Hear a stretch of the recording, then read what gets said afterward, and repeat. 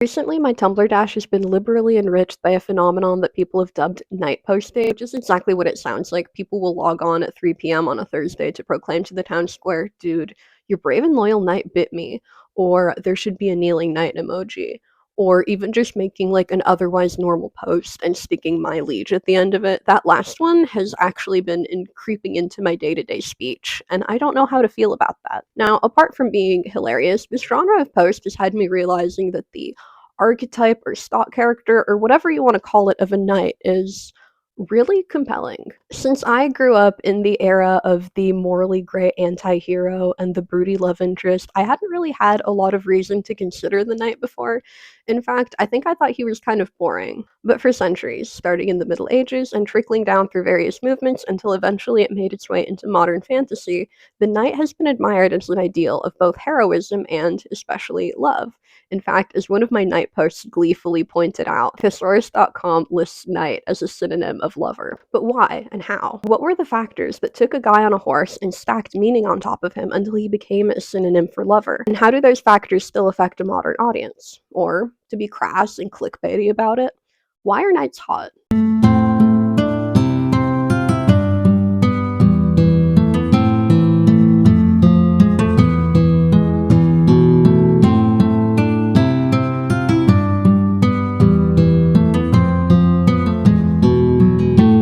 That sounds so accusatory. Good sir, what cause have you to inspire such wanton feeling at so mass a scale? So I guess like my real question is, what is it about knights that makes them so appealing as a general archetype and also specifically as a love interest, and how did those traits come to be?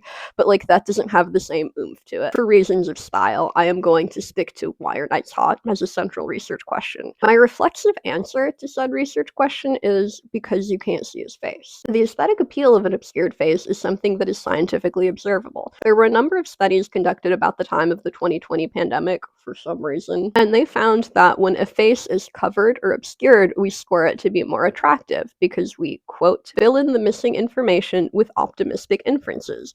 We automatically autocomplete the face with something better than what's actually there. Generally, this is the reason for facelessness being so alluring. We don't know what's there, so there could be anything there. In fact, we could put multiple things there, and so long as we don't have a definite answer, those multiple things kind of all exist at once, which is why masked or faceless characters often develop such particularly rabid fan bases, and potentially why a concerning amount of people think that Slenderman is hot. Now, the knight has more going for him than just a face-obscuring helmet, but there's something to this idea of the appeal of the unknown. Now, I've been talking about the knight, but in reality, there are two knights. The historical knight, who is a kind of guy who actually existed, and the literary knight, who is a kind of guy who is made up. These are two distinct kinds of knight, and while I am mostly interested in the literary knight, the historical knight is going to creep in because they both influenced each other. In modern consciousness, or at least in mine, the most readily available images of the knight and his accompanying lady look something like this. Pre-Raphaelite paintings drawing from medieval sources. And these guys are definitely the literary knight and not the historical. This is going to seem like an unrelated tangent, but I promise it comes back around. So the Pre-Raphaelites are part of an art movement that gets its name from a 19th century group of art students in England who formed a club that they called the Pre-Raphaelite Brotherhood. Frustrated with what they perceived as elitism and artifice in the mainstream popular art of their day, they turned to the Middle Ages and the Renaissance for what they felt was a time when art was purer, simpler, better. The benchmark for back when art was good was Italian painter Raphael, hence the name Pre-Raphaelite. They're harkening to back before Raphael. And I've read like 6 articles on these losers, and I still can't figure out if they thought that Raphael was the last of the real ones, or if they thought that he had single-handedly ruined all art that came after him, but in a time during which the Industrial Revolution had changed the landscape of the world in ways that probably felt frightening and miserable, the Pre-Raphaelites harkened back to a time they felt was simpler. They were inspired by nature and by older stories.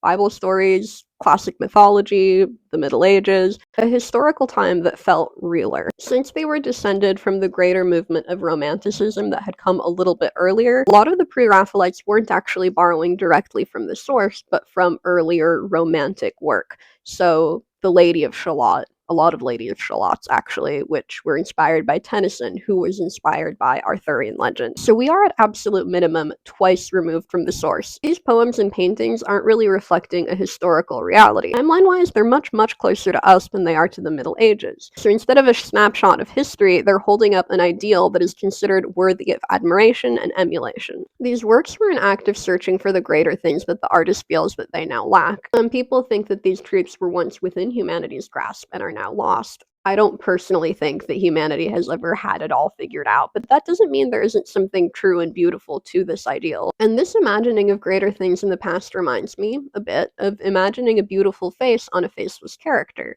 But back to knights themselves, what then was this concrete historical past that I keep alluding to and then not actually talking about? If that was the literary knight, who then was the historical knight, and how did they influence each other? Okay, so this is going to be long and complicated because I like to make way too many nuances, but reality is complex. So, feudalism.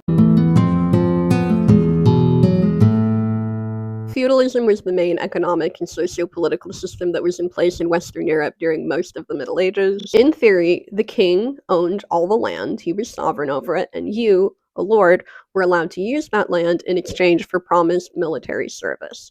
In turn, you then had lords and nobles that were loyal to you, so that you had men to contribute in case of a war, and you also had peasants who were allowed to use this land for the low, low price of doing all of the farming. So land and loyalty were the currencies that this whole system ran on. Access to land was access to somewhere to live and something to do, which are both necessary to remaining alive, and the only thing you have to offer the person above you in exchange for that land is your loyalty. Well, your loyalty and the labor therein implied. So loyalty was integral to the whole system being kept running. Loyalty was an integral part of life in a way that it just isn't anymore in the modern age. Within the feudal hierarchy, the knight was a mounted warrior of the noble class. In many other European languages, the knight is actually called something like horseman, on account of the horse. Originally, the knight was a recipient of land in exchange for promised military service. He was noble socially, in that he came from a noble family and had a coat of arms, noble economically, because he had to have a horse and armor and someone needed to pay for that, and noble ceremoniously, because of the religiously flavored ceremonies that initiated someone into knighthood. But by the 11th and 12th centuries, when feudalism had settled into the form that it's most recognizable as, there wasn't as much land to go around, and many knights were second and third sons from noble families. They didn't have property, so they would just sit around their lord's court waiting for some war to start so they had something to do. Thomas Cahill in Mysteries of the Middle Ages compares them to frat boys, masses of hot-blooded young men who have been trained from a very young age for the express purpose of being good at violence. They're of a noble rank, but they don't necessarily have the funds to back it up. They have a very specific and very violent set of skills that can only really be deployed in a very specific and very violent set of circumstances. A lot of them have no inheritance and are flat broke, and the local lord can only support so many knights. So if you want to work for him, you better be impressively good at it, and you better be able to prove it. This is a system that seems to incentivize bad behavior. If your local knight is broke and has been supplied with a sword and the ability to use it, what's to stop him from, doing a little bit of light robbing and pillaging on the side during his next war? Thankfully, we had the Code of Chivalry to potentially curb some of this bad behavior. As far as I can tell, chivalry wasn't an actual code of law. Rather, it was an unspoken standard that developed informally and then was codified and solidified by legend and literature. Frances and Joseph Gies described the ideal knight as someone who was to spare the vanquished enemy who asked for grace, to assist maidens and women in distress, to pray in church regularly, and not to talk too much as not to boast. So the ideal knight was just kind of a good person. He's humble and he cares for other people, especially those who are vulnerable, such as the woman and the vanquished enemy. Sorry, the woman in distress, not just any woman. Not all women are inherently vulnerable, but like in the Middle Ages, they very likely may have been. It's important that he's still a soldier. He's capable of and has witnessed incredible violence. It's the capacity for harm that makes this virtuous ideal all the more valuable because he doesn't need to be virtuous. He could be violent, and he still will if he needs to be, but he understands the value of the virtue. This transforms his capacity for violence from a danger into a responsibility. We trust this man with his capacity for violence because he's a good one and he can handle it responsibly. If he wasn't a good man, he wouldn't be worthy of his own capacity for violence. C.S. Lewis says it way better than me in his short essay on the necessity of chivalry. The importance of the ideal of knighthood is, of course, the double demand it takes on human nature. The knight is a man of blood and iron, a man familiar with the sight of slashed faces and ragged thumbs of lopped-off limbs. He is also a demure, almost a maiden-like, guest in a hall. A gentle, modest, unobtrusive man, he is not a compromise or happy mean between ferocity and meekness. He is fierce to the nth and meek to the nth. I have a good friend who has this anecdote about her dad that kind of illustrates it, and her dad is a very soft-spoken, gentle man. I've never heard him raise his voice. He always has a very pleasant, satisfied expression on his face. He also runs a karate studio and is a multi-level black belt. My friend talks about going to see him take a belt test for like a higher degree of his black belt, and she's seeing him do these complicated kicks and hits and make fierce warrior cries and throw people over his shoulder, and she thinks, he could kill me. He had the physical capacity to do so easily, but he wouldn't. In fact, if someone tried to kill her, he would probably kill them. So all of that training and fighting becomes a reason for her to feel safe and to trust him instead of to feel afraid, and that's kind of what the knightly ideal is. It's a very Christian virtue system, the combined nature of Christ as king with Christ as servant and friend, strength, and the capacity for great destruction, but also service and humility. Did real knights live by this ideal? I mean, maybe some of them did. I'd like to think there were a few good eggs, but most of them did not. Does the failure of the historical knight to live up to the ideal of the literary knight make it a failure or a false ideal of some kind? I don't think that's really the point of an ideal. Just like the pre-Raphaelite paintings we discussed earlier were pointing to something greater, the chivalrous knight was something to strive for, even if not necessarily obtained. Now, in the early Middle Ages, what they used to call the Dark Ages, we will not yet find the knight in the form that is synonymous with lover, because they hadn't invented romance quite yet. Obviously, people have been having sex for as long as people have been, it's kind of a prerequisite, but Western concepts of sexual love and its later cousin, romantic love, hadn't yet developed and thus weren't held to the elevated cultural standard that they are held to now. What they did elevate in those days were warrior bonds, the bonds between vassal to lord, which Lewis describes as a kind of hero worship, like a little kid looking up to a mythic hero. This man-to-man, king-to-subject kind of devotion is where Western tropes about love and loyalty first developed. The medieval mind loved order and hierarchy. It loved when everything had a place and you knew what that place was and everything made sense. So obviously, loyalty to your sovereign and providing for those loyal to you were both near sacred. That's how you live out your place within that hierarchy. So since they already had these cultural ideals about love and servitude, they could transfer them over to a new object of devotion, the lady. The lady is a lord's wife or daughter or niece, and thus of a noble enough status to be equal to or greater than the knight socially. Modern tropes paint the medieval lady or princess as weak and in need of rescuing, but that's a conclusion you can come to only if you're very uncharitable with your sources and the way you interpret them. Historically, the lady could and often had to be very politically and socially adept. Joseph and Frances Gies point out that when the men went to war, it was the lady that had to keep running the castle, and the ease with which she stepped into this role of authority suggests that she was already involved with the day-to-day logistics. But being politically savvy was necessary because she was also a political pawn. Medieval marriages, especially those of the wealthy and or noble, were economic arrangements. Your spouse was mostly your dad's business partner, a series of duties you were responsible for, which doesn't allow for a lot of individuality or self-actualization. In fact, according to the Duchess of Champagne, or at least the fictionalized version of her depicted in D'Amore, you couldn't actually be in love with your spouse because love was supposed to be freely given and you owed your spouse. The selflessness of love couldn't develop when you were contractually obligated to give your spouse loyalty and deference and sex. Medieval attitudes on sex and on the relationship between sex and marriage could get particularly interesting, and by interesting, I mean absolutely insane. By the Victorian era, and to most strains of contemporary Christianity, sex within the confines of marriage is good, or at least fine, but in the Middle Ages, sex itself was fine.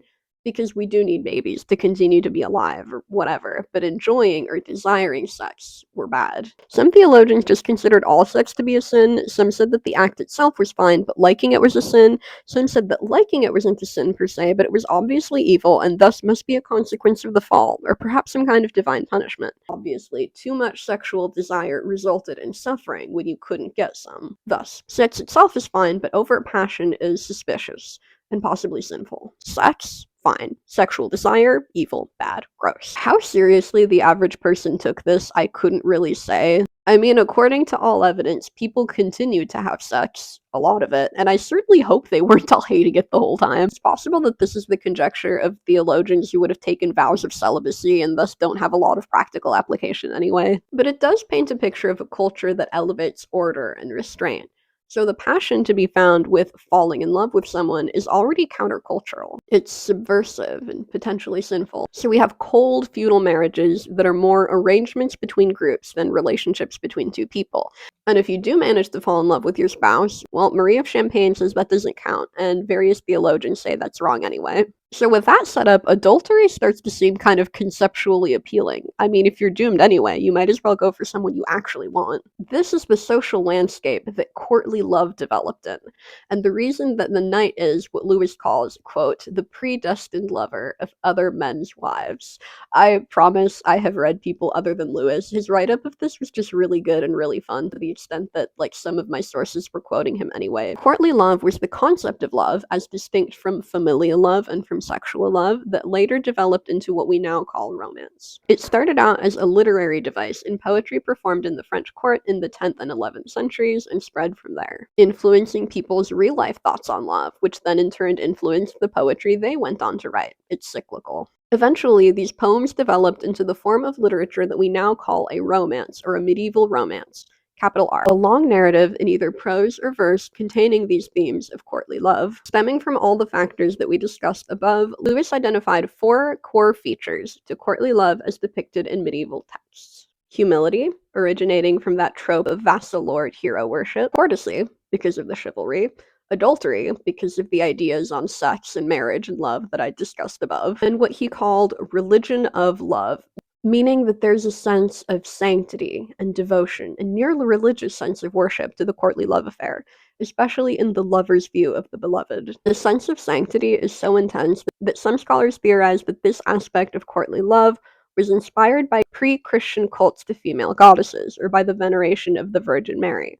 So courtly love combines a sense of the forbidden with a near-religious sense of sanctity. While not every romance featured literal adultery, the sense of the forbidden is carried over even in the ones that don't. Some sense of difficulty is necessary to maintaining tension in the story and in the relationship. In Andreas Capellanus' De Amore, which is the treatise on courtly love, we're actually told that love easily obtained is of little value. Difficulty obtaining it makes it precious. Knights thus make very narratively effective courtly lovers, because there's a lot of ways you can use the station of a knight to make love difficult to obtain. Many medieval authors took advantage of this. 2 of the most famous courtly lovers, Tristan and Lancelot, are knights of Arthur's. Both of them are in love with the wife of their lord, and if you remember what I was talking about loyalty earlier, that's particularly scandalous. There's a pull of opposite forces. The lover knight is drawn to his beloved, but he's held in check by the love and loyalty he has for his lord, and the code of honor that he binds himself to. He could selfishly pursue his lover, but that would be forsaking his code, and forsaking his code would make him unworthy of her, because, as Andreas Capellanus also tells us, good character alone makes someone worthy of love. In a lot of these stories, to have won someone's love is treated as a reward for good or upstanding moral character.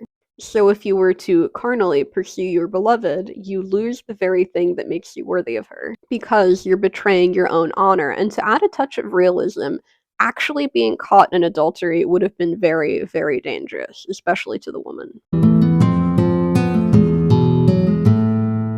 In its most straightforward form, the courtly love affair does not treat the woman particularly well. The setup is inherently dehumanizing, transforms the lady into an object to be won, like an award, which strips her of her agency and of the real-life political influence she may have had. I think this is why medieval ladies can sometimes seem cruel or heartless to the modern reader. The fact that she's noble and perfect and worthy of love is just a prerequisite necessary for the genre to function. She doesn't need to be a character. We don't need to prove that she's worth loving. She doesn't need to be likable because she's not a character, she's a plot point. But in other ways, the lady's status as figurehead gives her another kind of power because she is the one that controls the pace of the situation. She is the one who sets the limits, who decides if the knight's efforts have been good enough, if she's been won over. Thomas Cahill says that it is the lady, not her knight, who does the hunting. In Chrétien de Troyes' The Knight of the Cart, which is Lancelot's literary debut, or at least his first known appearance, Guinevere has Lancelot walking across swords for her, and then as punishment for hesitating slightly, she gives him the silent treatment until he's like begging for her mercy. Guinevere doesn't have a lot of control of the situation itself. In fact, she's currently kidnapped. That's the plot. She gets kidnapped. But she does have a lot of control and power over Lancelot. The knight is a sword that the lady is holding, and she does not hesitate to point it at things. The woman even held power in a metatextual sense because the text I mentioned earlier, De Amore, which is the defining text of courtly love, was actually commissioned by a woman, the Countess of Champagne. She was quite literally controlling the narrative. Also, can I just point out that in his first literary appearance, Lancelot was like ripping through iron bars with his bare hands so he could sleep with his boss's wife, all the while looking like this. He's crazy. There was never any hope for him. There's also sexual dynamics to consider here. In the modern day, it is often said that men have higher sex drives than women. They are visual creatures who only want one thing. The way that this portrays in mainstream modern romantic fiction is that the man tends to be the aggressor. He is the one in pursuit. He takes the active role, while the woman is more passive. And passivity can be a very vulnerable place to be. But in the Middle Ages, women were considered and portrayed to be lustier, in opposition to restrained, rational men. Now, again, we are talking about literature and not history, but from the perspective of a modern woman who's accustomed to portrayals of the male love interest being some kind of aggressive animal that she has to be on guard against until he's been vetted. If you're used to that, being considered the lustier one can be kind of a relief. It takes some of the pressure and responsibility off of you. Combine this with the fact that most chivalric romances get a sense of tension from the he wants to touch but never will, and we get a highly charged dynamic that is nonetheless completely sexually safe. Restraint and repression are such powerful psychological and storytelling tools, especially in contrast to the modern romance market, which is oversaturated by intense and graphic sensuality. So even though medieval romances were written in the perspective of the knight, with the lady being little more than a plot point, if we flip that dynamic around from the perspective of the woman, what do we get? When we do that, why are knights hot? Why is the knight hot? It's because he wants you, but he'll never touch you. Wants you more than anything, with a loyalty that borders on worship, but he respects you too much to touch you. And that's because of his values and morals, the very things that make him worth wanting. A defining feature of the literary knight is the fact that he was never real. He was always a fantasy, a longed-for remnant of a bygone past. Not a true past, but one imagined to be ideal. We have us looking back at the pre-Raphaelites who were illustrating the Romantics, who were retelling the Troubadours, who themselves were saying about King Arthur. And King Arthur is of pre-Christian Welsh origin. By the time of the Troubadours, and by the time of the Middle Ages and the Age of the Knight, he was already an ancient king. So just like the ideal knightly lover won't touch you because of his code of honor, he also can't touch you because he was never there. He was never real. He never existed in a tangible form. He's the imagined face on a faceless character. The things that make him so appealing are about imagining something greater than. It makes him fitting as one of the staple influences of fantasy as a genre, because fantasy is also, arguably, about exploring what you really want by using what's impossible to really get. Okay, it is a different day. My storage ran out, and then my battery ran out, and then the sun went down, so it just wasn't going to be working. But I put on the same shirt, so just pretend. Use your imagination. So, in conclusion, and I won't talk at length about this because I've been talking at length for a long time, but literal depictions of knights have grown scarce in the past few years, even in historical fiction or fantasy. But even outside of the trope codifying romances, there's a lot that you can do with the knight and his accompanying lady. If you take Lewis's 4 features to courtly love, I propose a broadening or reworking of his terminology to make the dynamic easier to spot even when you don't have a literal knight and lady to work with. Humility can mean a sense of personal identity based on something outside of the self, humility as lessening of the self. So a knightly character could base their personhood on their role or purpose or inclusion in a group. Chivalry is just ability to do damage, kept in check by a high standard of morality or honor. So you could then put a chivalrous mindset on a bodyguard or a sharpshooter or, I don't know, a particularly perfectionist secretary. Adultery is anything forbidden or even countercultural. Anything that has the characters doing something unexpected or not allowed, whether that be literal adultery or a particularly unpopular social movement. Religion of love is the simplest. That's devotion, loyalty, and/or subservience. With these definitions, you start seeing knights and ladies everywhere. For example, the sci-fi series The Locked Tomb does a lot with these dynamics, since it has heirs and cavaliers, which match up pretty cleanly to knights and ladies, but I can't speak on this at length because I've only read the first book, and I believe there is more coming, so hold on. I've also been reading the Murderbot books, in fact, reading them pretty obsessively. And I don't know, I very much see the titular Murderbot as a knight to Mensa's lady. Stepping outside of the realm of literature, there's also Hawkeye and Mustang from the manga Fullmetal Alchemist. This is a fun one because she is the knight and he is the lady. You know, I'll bet if I dug further, I suspect that there's a lot of knight and lady dynamics in media that comes out of Japan. Just because tropes about samurai develop similarly to tropes about the knights, I think they fill a similar cultural niche. The Black Knight is a really interesting archetype in his own right, but my script is 16 pages long, so we'll talk about that some other time. Knights have been out of fashion for a while. Things that are earnest and appeal to goodness can seem really corny when their time has passed or when you see too many of them at once. We saw this happen to the original wave of knights, who were parodied to shreds by Don Quixote in the 17th century. But I predict a return in the knight-esque character. These things tend to run in cycles, and we had a lot of cynical, sardonic storytelling in the last few years, so now it's time for the counterwave. The response to James Gunn's Superman this past summer tells me that audiences are eager for earnest storytelling that appeals to goodness. So the knight may be lying dormant for now, but I'm sure he'd be happy to rise up and pick up his sword again when the people need him, kind of like King Arthur's sleeping in a lake somewhere in England waiting for his moment to rise again. And if you do have recent or even just less well-known examples of knightly characters, please let me know because I am deeply curious. If you have made it this far, thank you very much. This was meant to be out in early September. And then a lot of things happened which required my full attention, so that didn't wind up happening. But here we are now. As always, my sources are in my description, so if you're wondering where I got a particular bit of information, look there or just ask. Big thank you to my friend Olivia for being obsessed with the Middle Ages and thus letting me raid her book collection for sources to use for this. If you like this, you may also enjoy my video on fairy tales, and if you enjoy my work, you should subscribe because I have more plans.